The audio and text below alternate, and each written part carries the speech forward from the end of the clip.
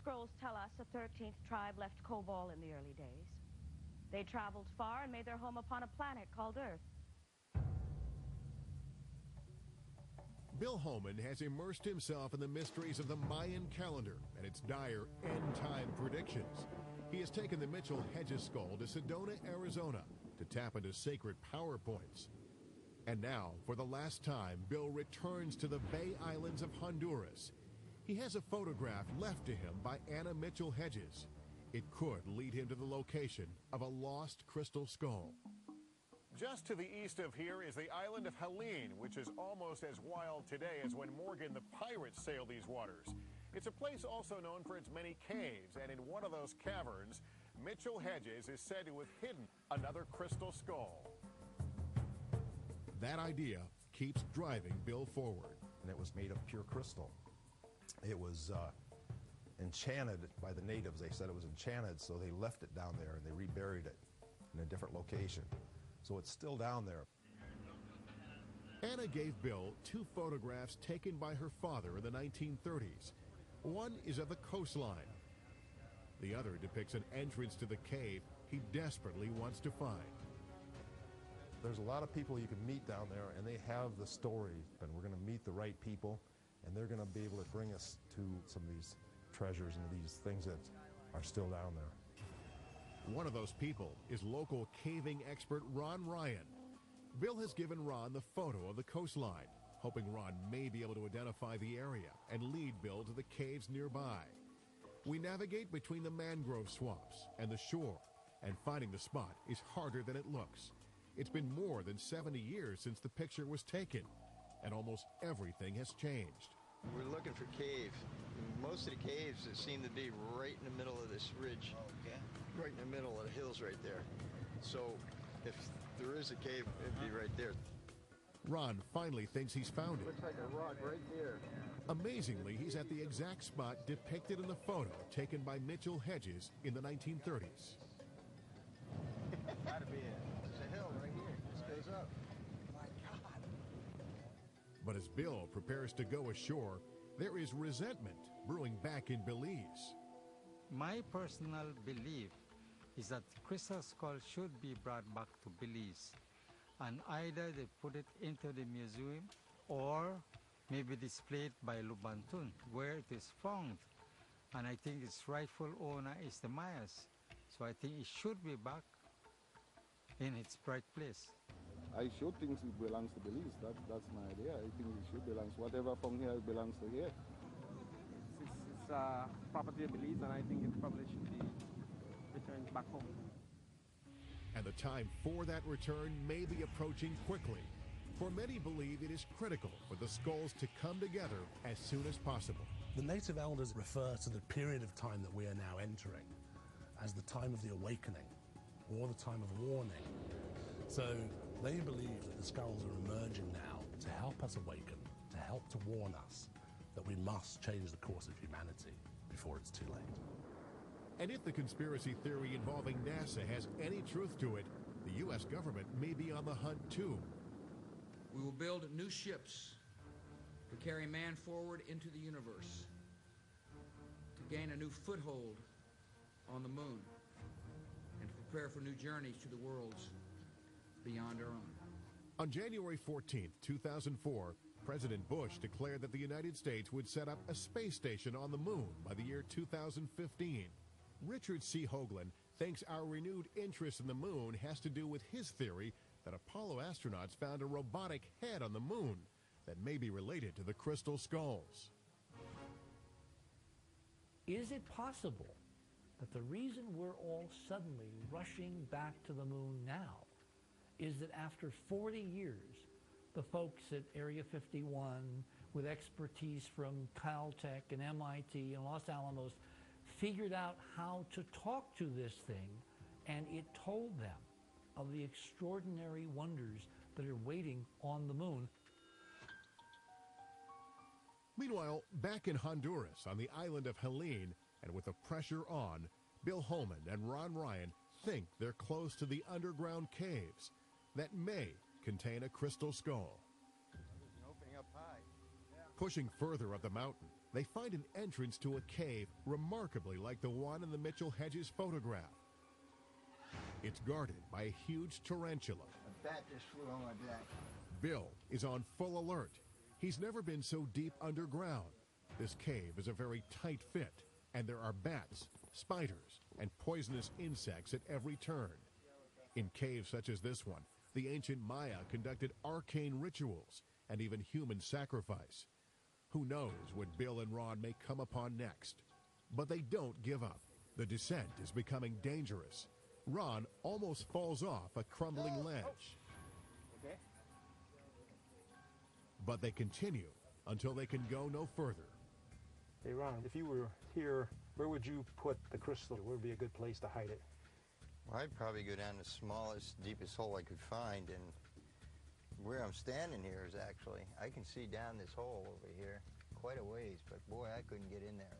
And probably if I really wanted to hide it, I would have put it down in that hole and then just buried it again.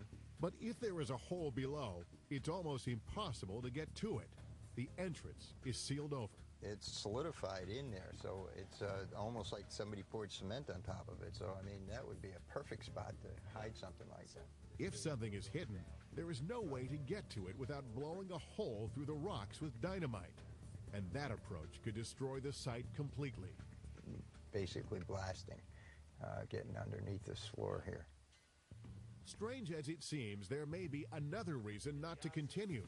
Like the buried treasure in Roatan, if there is a crystal skull here, Bill half-jokingly believes it actually may have a curse upon it. They said it was enchanted, that's why they left it here. And maybe the gods are putting protection on it. What do you think? I would believe that. I would think so. It probably belongs here, and that's where it wants to stay. Bill once again returns to Belize and to his friend Leonardo O'Cool. Because Leonardo trusts Bill and throughout this adventure has found him worthy, he is about to reveal an incredible secret to him. There is a sacred ancient place, a holy site known only to the Maya of this region, a place that holds an ancient crystal skull. This will truly be Bill's last chance.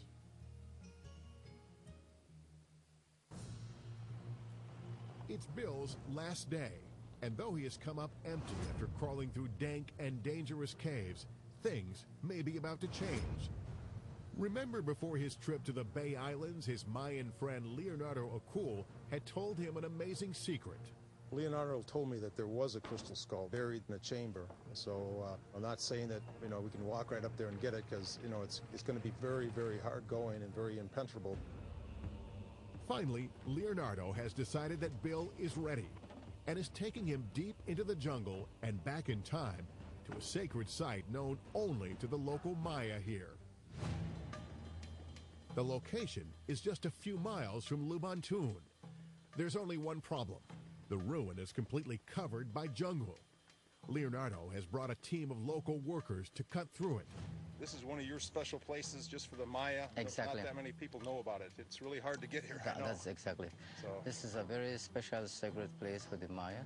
It looks like Bill is standing at the bottom of a hill. Actually, he's standing at the bottom of an ancient Maya temple, overgrown by centuries of jungle. Local legends say that here, the Maya prayed to crystal skulls and used them in special rituals. Apparently, when an old medicine man was getting too old to carry on his work, they would lie down with the crystal skull and put their hands on it, and a young apprentice who was appointed to take over from the medicine man would kneel over them and put their hands on the skull. And during the ceremony, while rites were being chanted, the old one would pass away, and all their knowledge and wisdom would be passed through the crystal skull to the young apprentice. As they near the site, Leonardo gathers incense made from the bark of a sacred tree. It will be used in a purification ceremony. It's an incense that it's very powerful, that is more revered as the food of the gods, and they are around us, they are here. And in a way, it's a way how to communicate directly to the dimensional word of God.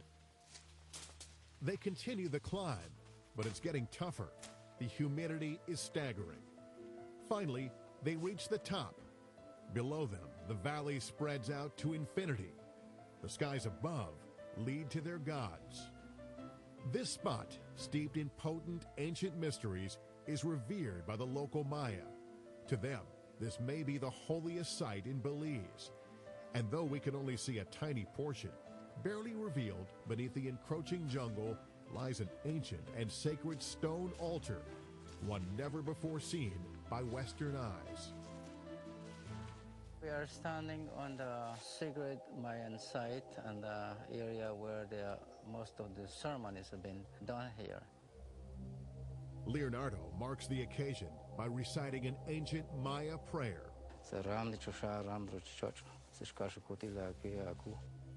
This place is the holiest ceremonial center of this ancient Maya.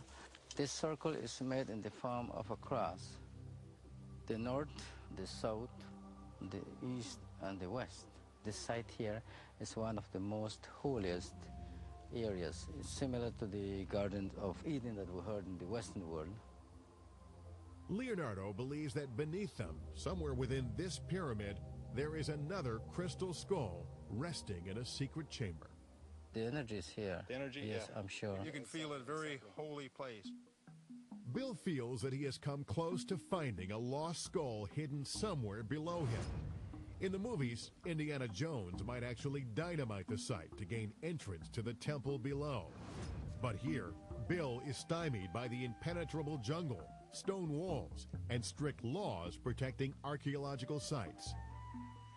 Meantime, Bill carefully removes the replica as Leonardo lights a fire and incense is burned to the Maya gods.